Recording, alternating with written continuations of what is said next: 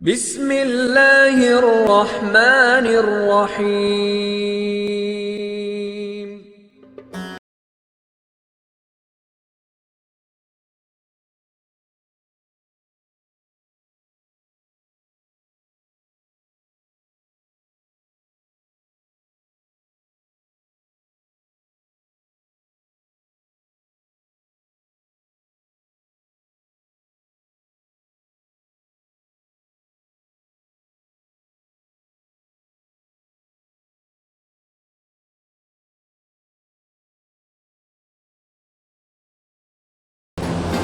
بسم اللہ الرحمن الرحیم۔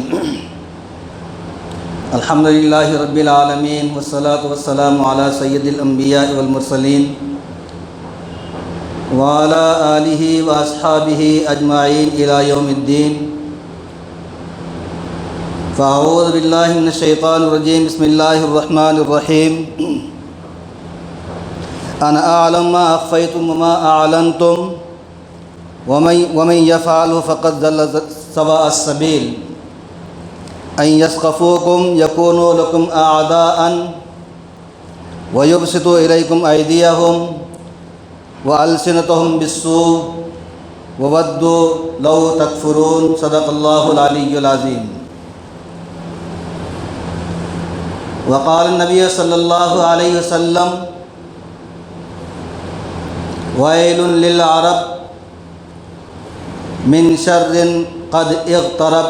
او کما قال علیہ الصلاۃ والسلام۔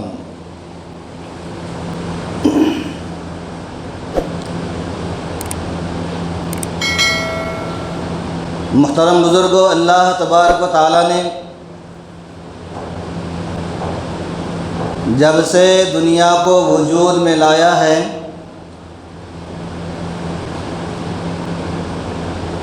اس وقت سے لے کر آج تک اس دنیا میں بہت سارے نشیب اور فراز بھی آئے۔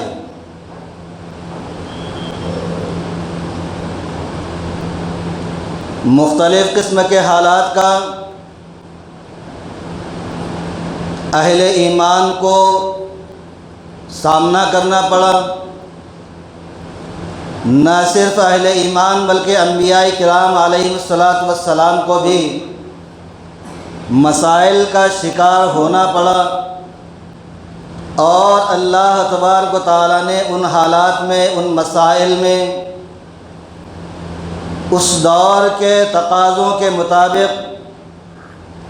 حالات کو سامنے رکھتے ہوئے جہاں امتوں کے رہبری اور رہنمائی کا فریضہ انجام دیا ہے، وہ انبیاء علیہ الصلاۃ والسلام کی تاریخ کا ایک زرین باب، ایک روشن باب ہے۔ اللہ تبارک و تعالیٰ نے قرآن کی ان آیتوں میں جو ابھی ہمارے سامنے پڑھی گئی ہے، بہت واضح انداز میں ایمان والوں کو یہ بتا دیا گیا ہے کہ انا اعلم ما اخفیتم وما اعلنتم، تمہارے ظاہر میں جو کچھ ہے وہ بھی، اور تمہارے دلوں کے اندر جو راز پوشیدہ ہے اس کو بھی اللہ تبارک و تعالیٰ بہت اچھی طرح جانتا ہے۔ اللہ تبارک و تعالیٰ کی ذات عالی ہر چیز کو جاننے والی، اللہ ہی کی ذات عالی تمام اقوام عالم اور کائنات عالم کے اوپر حاوی اور جاری و ساری ہے۔ دنیا کی تمام چیزوں پر اگر قدرت کاملہ کسی کو حاصل ہے تو وہ صرف اور صرف اللہ تبارک و تعالیٰ کی ذات عالی ہے۔ اسی لیے اللہ نے فرمایا کہ تمہارے دلوں کے اندر کوئی راز چھپا ہوا ہے، اور کوئی ایسی بات جو تم اپنے دلوں کے اندر چھپا کر رکھتے ہو جس کو اللہ تبارک و تعالیٰ ناپسند کرتا ہو، جو اللہ کو پسند نہ ہو، تو تم یہ مت سمجھو کہ وہ راز تمہارے دلوں کے اندر ہے، بلکہ اللہ تبارک و تعالیٰ تمہارے دلوں کے راز کو جاننے والا اور بہت اچھی طرح جاننے والا ہے۔ قرآن نے واضح انداز میں اعلان کر دیا ہے کہ اللہ جانتا ہے جو کچھ تمہارے دلوں کے اندر ہے اور جو کچھ تمہارے ظاہر میں. یہ بھی اللہ نے فرما دیا کہ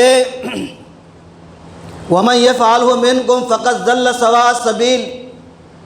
اب اگر جب اللہ تمہارے رازوں کو جاننے والا ہے اور اس کے باوجود اگر کوئی تم منافقانہ حرکت کرتے ہو، کوئی ایسا جو ہے تمہارا معاملہ سامنے آتا ہے جو اللہ کو اور اللہ کے رسول صلی اللہ علیہ وسلم کو پسندیدہ نہیں ہے، تو اللہ تبارک و تعالیٰ نے فرمایا فقط ضل سواء السبیل، وہ گمراہی کے عمیق غار میں جا کر گر پڑا، اس نے اپنے تباہی کو خود ہی دعوت دے دی. اللہ تبارک و تعالیٰ کو وہ کوئی الزام نہیں دے سکتا کہ میرے ساتھ یہ معاملہ ہوا یا میرے ساتھ جو ہے تو اس طرح کی جو برائی پیش آئی، بلکہ ہر وہ معاملہ جو ہم دنیا میں انجام دیتے ہیں اسی کا جو ہے تو نتیجہ ہمارے سامنے آتا ہے کہ اللہ تبارک و تعالیٰ اعمال کی بنیاد پر جزاؤں اور سزاؤں کا فیصلہ کرتے ہیں. اللہ نے فرمایا ان یسقفوکم یکونوا لکم اعداء، وہ جو تمہارے دشمن دنیا کے اندر طاقتیں ہیں اور تمہارے ساتھ وہ کوئی بھلائی کا معاملہ کرنا نہیں چاہتے، وہ تمہارے کوئی دوست نہیں ہے بلکہ وہ کھلے ہوئے دشمن ہے، اور وہ تم کو ظاہری طور پر دوستی کے جھانسے میں مبتلا کرنا چاہتے ہیں. اللہ نے فرمایا کہ یاد رکھو یکونوا لکم اعداء، وہ تمہارے کھلے ہوئے دشمن ہے. اور اللہ تبارک و تعالیٰ نے قرآن مجید میں واضح انداز میں اور مقام پر فرما دیا ہے کہ یا ایھا الذین آمنوا لا تتخذوا اليہود والنصارى اولیاء، اے ایمان والو یہود اور نصاروں کو اپنا کبھی دوست مت بناؤ. وہ آپس میں ایک دوسرے کے دوست ہو سکتے ہیں، وہ آپس میں ایک دوسرے کے خیر خواہ ہو سکتے ہیں، لیکن یہود اور نصارہ یہ کبھی اہل ایمان کے، کبھی اہل حق کے، کبھی ان لوگوں کے جو اللہ تبارک و تعالیٰ کی اطاعت کرنے والے، وہ لوگ جو اللہ تبارک و تعالیٰ کے احکام کے فرما برداری کرنے والے ہیں، وہ کبھی اہل ایمان کے دوست نہیں ہو سکتے. وَيَبْسُطُوا إِلَيْكُمْ أَيْدِيَهُمْ، اللہ نے فرمایا کہ جب وہ تمہارے دوست نہیں ہو سکتے تو وہ تمہارے ساتھ دست درازیاں کریں گے، تمہارے اوپر ان کے ہاتھ اٹھیں گے، وہ تمہارے ساتھ مقابلے میں آئیں گے، وہ تم کو نیست اور نابود کرنا چاہیں گے، وہ تم کو دنیا سے مٹانے کے لیے ہر وہ حربہ استعمال کریں گے جس کا تصور ہم نے کبھی نہیں کیا. پھر یہ فرمایا کہ ان کی زبانیں دراز ہو جائیں گی، وہ زبان درازیاں کریں گے، بیجا الفاظ ان کے زبانوں سے نکلیں گے، وہ لفظ جو ہے آپ کے ساتھ استعمال ہوں گے جس کو آپ سننا کبھی گوارا نہیں کر سکتے. اللہ نے فرمایا آخر میں وَدُّوا لَوْ تَكْفُرُونَ، وہ یہ چاہتے ہیں، ان کی یہ تمنا اور یہ خواہش ہے کہ تم کفر میں واپس آ جاؤ اور کفر کی راہ کو اختیار کر لو، خدا کے ساتھ اپنے تعلقات کو توڑو، نبیوں سے اپنے رشتے کو منقطع کر لو اور ہماری جو صفوں کے اندر آ کے شامل ہو جاؤ، ہم کو تم سے پھر کوئی دشمنی نہیں ہوگی، ہم تمہارے جو ہے دوست بن جائیں گے. ام المومنین حضرت زینب بنت جحش رضی اللہ تعالی عنہا فرماتی ہے اللہ کے نبی صلی اللہ علیہ وسلم آرام کر رہے تھے، یکایک بے چینی کے عالم میں اللہ کے نبی صلی اللہ علیہ وسلم بیدار ہوئے. آپ کا چہرہ سرخ تھا، بے چینی آپ کے چہرے سے ظاہر ہو رہی تھی. اسی حالت میں اللہ کے نبی صلی اللہ علیہ وسلم نے 3 مرتبہ فرمایا لا الہ الا اللہ، لا الہ الا اللہ، لا الہ الا اللہ. اور کچھ تھوڑا توقف کرنے کے بعد فرمایا ویل للعرب من شر قد اقترب، تباہی ہو عربوں کے لیے وہ برائی جو قریب آ چکی ہے۔ اللہ کے نبی صلی اللہ علیہ وسلم نے بہت بے چینی کی حالت میں یہ جو فرمایا کہ ویل للعرب من شر قد اقترب، تباہی اور بربادی ہو ان عربوں کے لیے جو اللہ کے دین کے علم بردار تھے، جو اللہ کے دین کے امین بنائے گئے تھے، اللہ کے نبی نے جس کے پاس اپنا پیغام پہنچایا تھا، جن کو اپنی امانت اللہ کے نبی صلی اللہ علیہ وسلم نے سپرد کی تھی، اور ان کو یہ حکم دیا گیا تھا کہ بلغوا عنی ولو آئے، بلغوا شاہد الغائبہ، جو غیر حاضر ہے ان تک میرے دین کو پہنچاؤ، بلغوا شاہد الغائبہ۔ اور ان کو جب یہ حکم دیا گیا تھا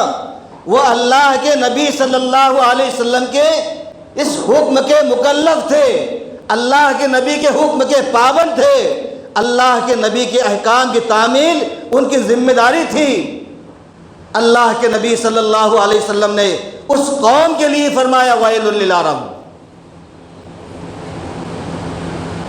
محترم بزرگوں، نبی کریم صلی اللہ علیہ وسلم کے دور میں اسلام کو جو ہے اسلام کو اللہ نے جو فروغ دیا، اور اسلام جس انداز میں مختلف علاقوں میں پہنچا، اللہ کے نبی صلی اللہ علیہ وسلم کے بعد آپ کے خلفائے راشدین نے 30 سالوں تک جو محنتیں اور مشقتیں کی، آپ دیکھیے کہ ان 30 سالوں کے دور میں، ان 30 سالوں کے وقفے میں اللہ کے نبی صلی اللہ علیہ وسلم کے ان صحابہ کرام نے دنیا کے مختلف گوشوں میں، دنیا کے مختلف خطوں میں اور مختلف علاقوں میں جہاں تک رسائی ہو سکتی تھی،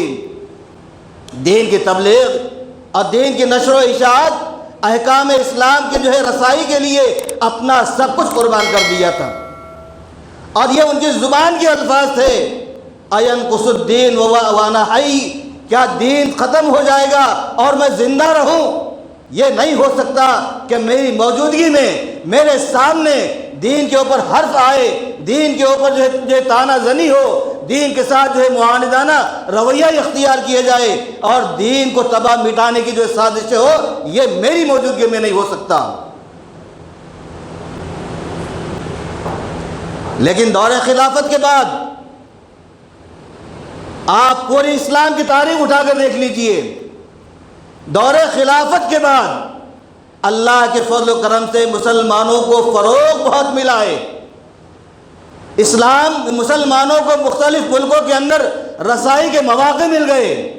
اور مختلف علاقوں میں مسلمانوں نے اپنے فتوحات کے جھنڈے گاڑے،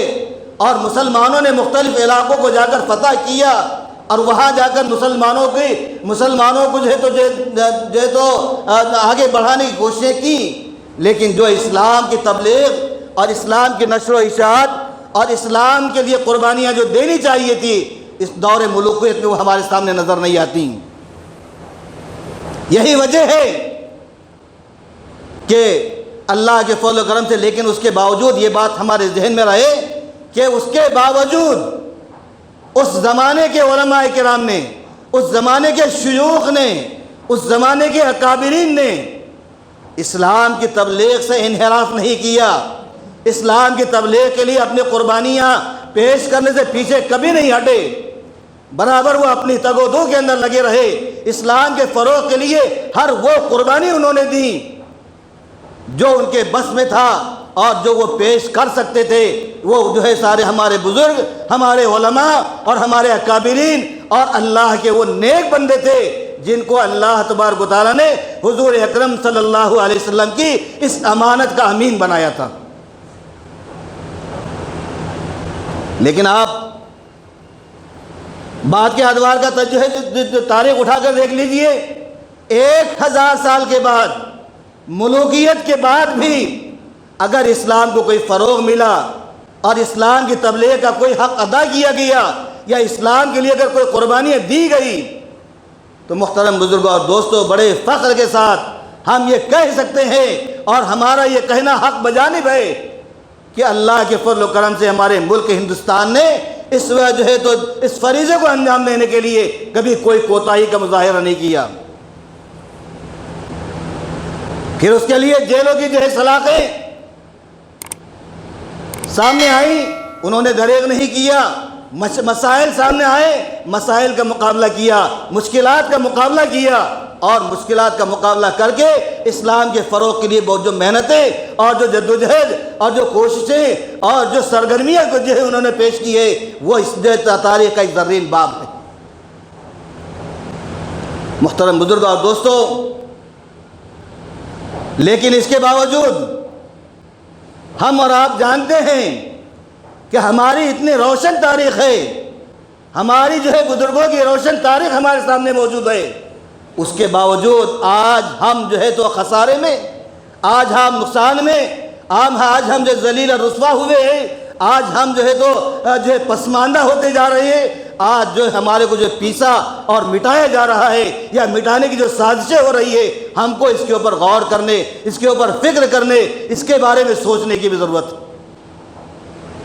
اللہ نے فرمایا ما اصابکم من مصیبت فبما کسبت ایدی الناس، تم پر کوئی مصیبت آتی نہیں ہے لیکن تمہارے اپنے اعمال کی بنیاد پر آتی ہے۔ اعمال بگڑیں گے، آپ کے اعمال میں خرابی پیدا ہوگی، آپ کے اعمال نبی کریم صلی اللہ علیہ وسلم کی سنتوں سے ہٹ جائیں گے، آپ احکام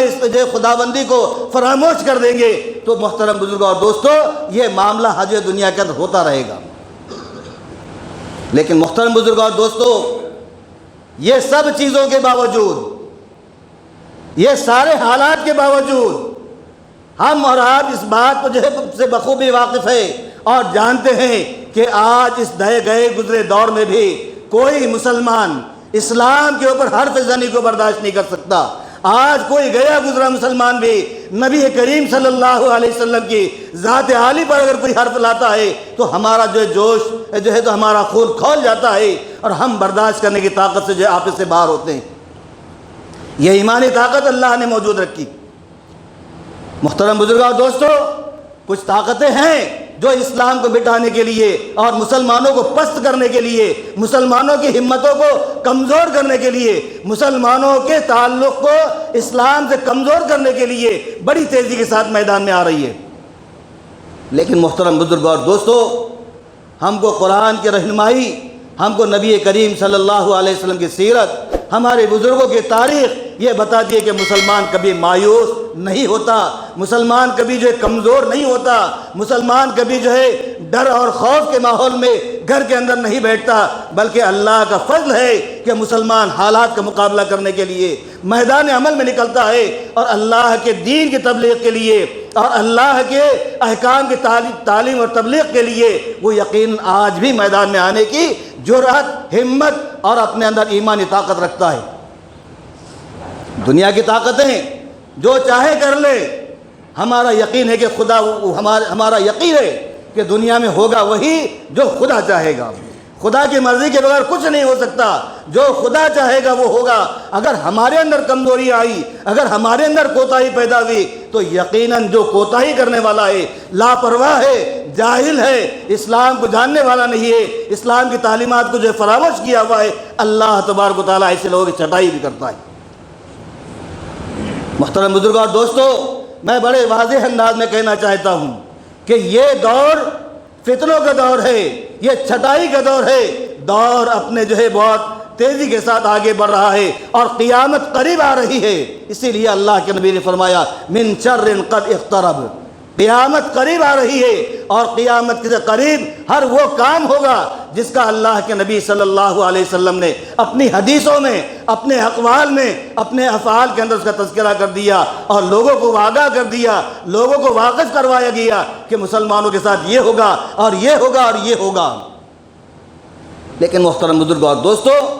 ہم کو یہ سوچنے کی بھی ضرورت ہے کہ آخر ہمارے ساتھ کیوں ہوگا، آخر ہمارے ساتھ کیوں ہوگا؟ ہم تو صاحب ایمان ہے، ہم نے تو کلمہ پڑھ لیا ہے، ہم تو قرآن پڑھتے ہیں، ہم تو نبی کو مانتے ہیں، ہمارا نبی کی ذات پر ایمان ہے، ہمارا قرآن پر ایمان ہے۔ محترم بزرگوں اور دوستو، خالی دعویٰ کرنا کافی نہیں ہوتا، دعوے سے کچھ نہیں ہوگا، عمل کی ضرورت ہے۔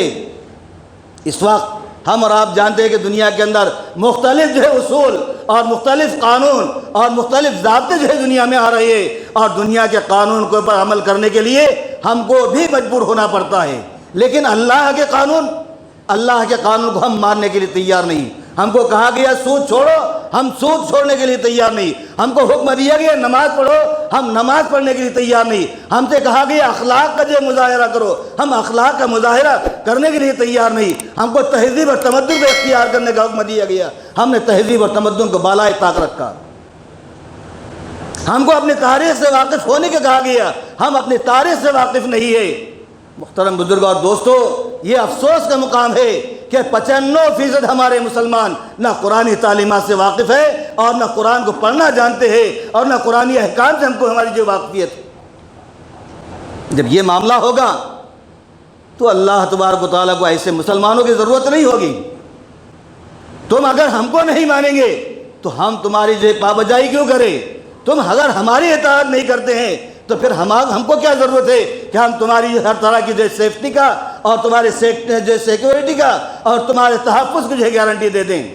کہ دنیا کی طاقتوں کے حوالے کر دیا جائے گا، اور دنیا کی طاقتیں جس طرح چاہیں گی اور مسلمانوں کو رون کر رکھ دے گی۔ لیکن محترم بزرگ اور دوستو، مایوس ہونے کی ضرورت نہیں ہے۔ اللہ نے فرما دیا ہے، اور یہ اللہ کا اٹل فیصلہ ہے، یہ اللہ کا اٹل قانون ہے، وَأَنْتُمُ الْأَعْلَوْنَ إِن كُنتُم مُؤْمِنِينَ۔ ایمان کی شرط لگائی، اللہ نے شرط لگائی ایمان کی۔ اگر ایمان تمہارے اندر ہے، اور مکمل ایمان کا مطلب یہ ہے کہ ہم مکمل طور پر اسلام کے احکام سے واقف، اسلام کے احکام پر عمل کرنے والے، اور اسلام کے اصولوں پر جو ہے وہ اپنی زندگی میں داخل کرنے والے، یہ ہے ایمان۔ یہ نہیں کہ خالی دل سے مان لیا اور ہو گیا، سب کچھ نہیں ہوگا۔ آپ کھانا سونگ کر آپ کا پیٹ نہیں بھرتا، کھانا سونگ لیا ہے آپ نے، کافی نہیں ہے آپ کے لیے، آپ کو کھانا استعمال کرنا پڑے گا۔ ایمان کی بنیاد یہ ہے کہ وہ جو خدا نے ہم کو حکم دیا، وہ اللہ کے رسول صلی اللہ علیہ وسلم جو چیزیں آپ نے کر کے دکھائی، ہم کو اپنی زندگی میں داخل کرنا ہوگا، اور اس کو داخل کر کے ہم جو ہے دنیا کے اندر کامیاب ہو سکتے ہیں۔ ورنہ دنیا کی کوئی طاقت، یہ اگر معاملہ ہمارا رہا تو دنیا کی کوئی طاقت ہم کو کچھ نہیں کر سکتی۔ یہ اللہ تبارک و تعالیٰ کا وعدہ ہے، وَأَنْتُمُ الْأَعْلَوْنَ إِن كُنتُم مُؤْمِنِينَ۔ محترم بزرگوں دوستو، موجودہ حالات ہمارے سامنے ہیں۔ آج مشرکانہ جو ہے تو نعرے ہمارے سامنے لگائے جاتے ہیں، ہم کو مارا اور پیٹا جاتا ہے، ہمارے ساتھ دست درازیاں ہو رہی ہے، ہماری مسجدوں پر قبضے ہو رہے ہیں، اور سب سے بڑی بات یہ کہ وہ قرآن مجید جو اللہ تبارک و تعالیٰ نے جس کے بارے میں کہ ہدی للناس، جو پوری کائنات کی ہدایت کے لیے اللہ تبارک و تعالیٰ نے اس کو نازل کیا، اس کے اوپر حرف زنی کی وہ لوگ جو ہے حرکتیں کر رہے ہیں، جن کو جو ہے لوگ کہتے ہیں کہ مسلمان۔ محترم بزرگوں اور دوستو، ایمان کے لبادے میں بہت سارے جو ہے ہر دور میں ایسے موجود رہے۔ ایمان کے لبادے میں ایسے افراد جو صاحب ایمان نظر آتے ہیں ہر دور میں موجود رہے۔ نبی کریم صلی اللہ علیہ وسلم کے دور میں موجود تھے، آپ کے ساتھ میں موجود تھے، اور آپ کے ساتھ چلنے سے انکار کر دیا۔ عبداللہ ابن ابی ابن سلول کون تھا؟ ابو جہل کون تھا؟ ابو لہب کون تھا؟ عتبہ اور جو ہے تو شیبہ کون تھے؟ یہ وہ لوگ ہیں جنہوں نے نبی کریم صلی اللہ علیہ وسلم کے دور میں آپ کو راہ حق سے ہٹانے کی کوششیں کی۔ آج بھی ہمارے ساتھ ہو رہا ہے۔ نبی کریم صلی اللہ علیہ وسلم کے بارے میں آتا ہے، قرآن کے تفسیر میں ایک واقعہ ملتا ہے کہ عتبہ، شیبہ اور بہت سارے رؤساء عرب کے جیسے رئیس نبی کریم صلی اللہ علیہ وسلم کے پاس آئے، اور انہوں نے کہا کہ تم حجر اسود کو جو ہے ہاتھ لگا کے استلام کرتے ہو، اس کو چومتے ہو، ایک کام یہ کرو کہ ہمارے بتوں کے سر پر ہاتھ پھیر کر خالی اپنے جو ہے تو یہ بتاؤ کہ ہم ان سے محبت کرتے ہیں، ہم ایمان قبول کر لیں گے۔ نبی کریم صلی اللہ علیہ وسلم حریص تھے ایمان کے، اور وہ چاہتے تھے کہ مسلمان ایمان قبول کر لوگ ایمان میں داخل ہوں۔ اور جب یہ تقاضا آپ کے سامنے آیا تو آپ کے ذہن میں یہ بات آئی تھوڑی دیر کے لیے کہ اگر میں نے ہاتھ پھیر لیا تو کیا ہوگا؟ یہ لوگ مسلمان ہو جائیں گے، عرب کے رئیس ہے، عرب کے صاحب استطاعت لوگ ہیں، وہ لوگ ہیں جن کی بات کو مانا جاتا ہے، تو ایک ہاتھ پھیر لینے سے کیا ہوگا؟ آپ کے دل میں بات آئی تھی، اللہ تبارک و تعالیٰ نے آپ کی تنبیہ فرمائی اور آپ کو روکا گیا کہ یہ کبھی نہیں ہوگا۔ اللہ کے نبی صلی اللہ علیہ وسلم نے فوراً انکار کر دیا کہ میں یہ نہیں کر سکتا۔ لکم دینکم ولی دین، تمہارا دین تمہارے لیے، تمہارا راستہ تمہارے لیے اور میرا راستہ میرے لیے۔ حق کی تبلیغ کرنا، حق کو جو ہے پہنچانا، یہ میری ذمہ داری ہے، قبول کرنا اور نہ کرنا یہ آپ کی ذمہ داری ہے۔ محترم بزرگوں اور دوستو، آج کے ان حالات میں جب فتنوں کا دور ہو، ایسے حالات میں جب کہ جو کفر اور شرک پوری بےتابی کے ساتھ اسلام کو کی بیخ بنی کے لیے اور اس کو بیخ اور بن سے اکھاڑنے کے لیے، اسلام کو نیست اور نابود کرنے کے لیے جب میدان میں آیا ہوا ہے، تو ہم کو پوری طرح اللہ کے دین کے فروغ کے لیے اور نبی کریم صلی اللہ علیہ وسلم کی تعلیمات کو دنیا والوں کے سامنے عام کرنے کے لیے ہم کو بھی اپنا وہ سارا جو ہے قربان کرنا چاہیے اور وہ ساری جو ہے تگودو کا استعمال کرنا چاہیے جس کے طاقت، جس کے گنجائش اور جس کے سکت اللہ تبارک و تعالیٰ نے ہم کو دی ہے۔ اور بہترین طریقہ یہ ہے کہ آج کے دور میں حق کو قبول کرنے کے لیے دنیا کی طاقتیں بے چین ہے، کیونکہ یہ بات حقیقت ہے کہ غیر اللہ، اصنام اور جو ہے تو اللہ کے علاوہ جتنے جو ہے عبادتیں کی جاتی ہیں بتوں کی، لوگوں کا یقین ہے کہ یہ خدا نہیں، یہ خدا نہیں ہے، یہ ان کا یقین ہے، لیکن آپ کی عداوت میں وہ خدا مانتے ہیں۔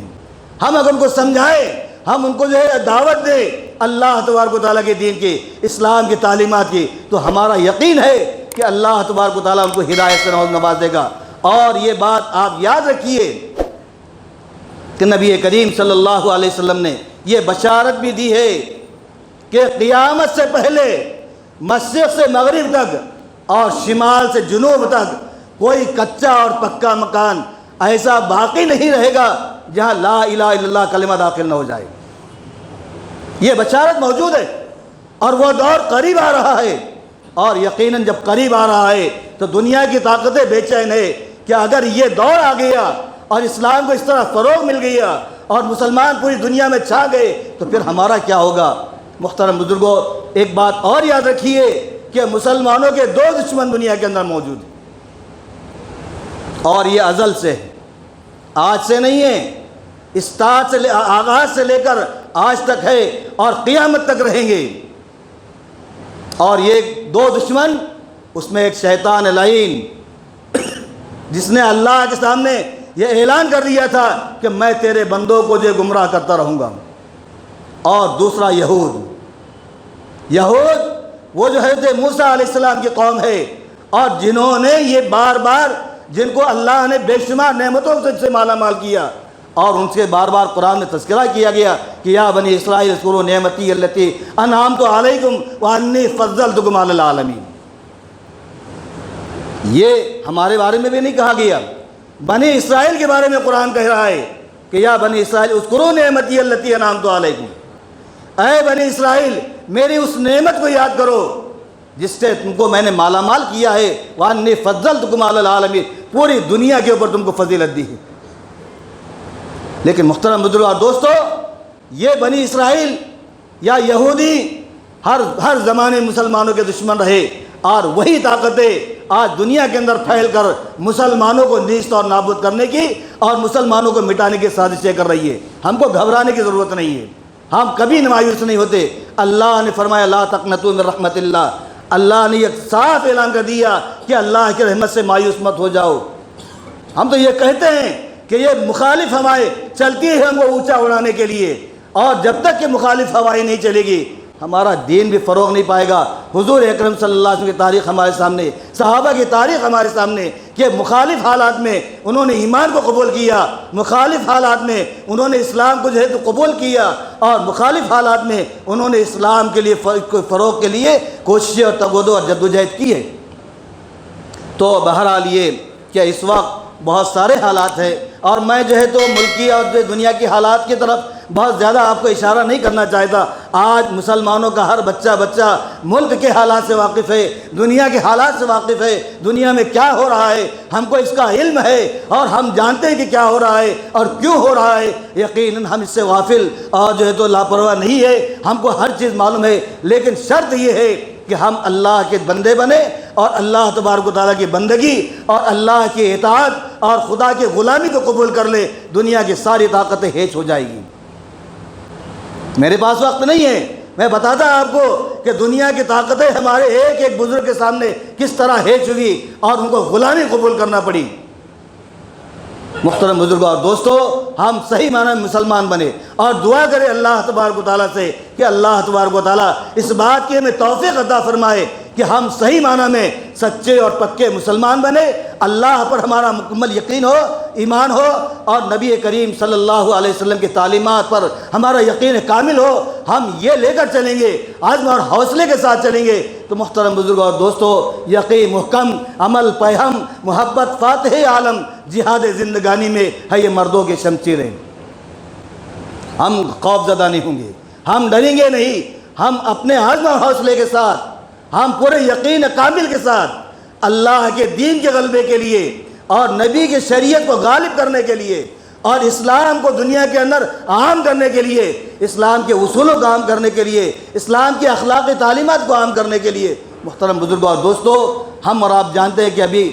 جو ہے تو جو حالات چلے اور جو ہے تو فاقہ کشی کی نوبتیں آئیں، تو اللہ کے فضل و کرم سے مسلمانوں نے ہر اس مقام پر جا کر جو ہے لوگوں کے ساتھ دستگیری کی جہاں پر کوئی پہنچتا نہیں ہے، ان کے مردوں کو جلایا جن کو وہ ہاتھ لگانے کے لیے تیار نہیں ہے، ان کو کھانے کی غذائیں پہنچائی جن کے پاس کوئی آنے کے لیے تیار نہیں تھا۔ آج بھی دنیا کی قومیں پیاسی ہے اور وہ بے چین ہے ہمارے اخلاق کی، ہماری تہذیب کی، ہمارے ایمانی جو ہے تو تقاضوں کی۔ یقیناً اللہ تبارک و تعالیٰ اگر یہ بات ہمارے ذہنوں میں پیدا ہوئی اور ہمارے اندر یہ تمام باتیں بیدار ہو گئی اور ہم اس کے لیے میدان میں آ گئے تو دنیا کی ساری طاقتیں آپ کی بات کو ماننے کے لیے مجبور ہو جائے گی۔ اللہ سے دعا کیجئے کہ اللہ تبارک و تعالیٰ ایسے حالات میں استقامت کی توفیق عطا فرمائے، ایمان پر چلنے کی توفیق عطا فرمائے، اللہ کے احکام کو اپنی زندگی میں نافذ کرنے کی توفیق عطا فرمائے، اور توفیق اللہ ہی کی طرف سے ہوتی ہے۔ ہم مانگیں گے تو ملے گی، وما توفیقی الا باللہ، گر خدا توفیق نہ دے انسان کے بس کی بات نہیں، یہ توفیق سے ہوگا، اور توفیق اسی وقت ہوگی جب ہم اللہ سے توفیق کے طلبگار ہوں گے، اللہ سے توفیق کو مانگیں گے۔ اللہ مانگنے والوں کو اللہ تبارک و تعالیٰ دیتا ہے، اور جو نہیں مانگا تو اللہ کو بھی ایسے لوگوں کی کوئی حاجت نہیں، اس لیے ہم اللہ سے مانگے اپنے احکام کی، جو نمازوں کی جو فرائض ہے، جو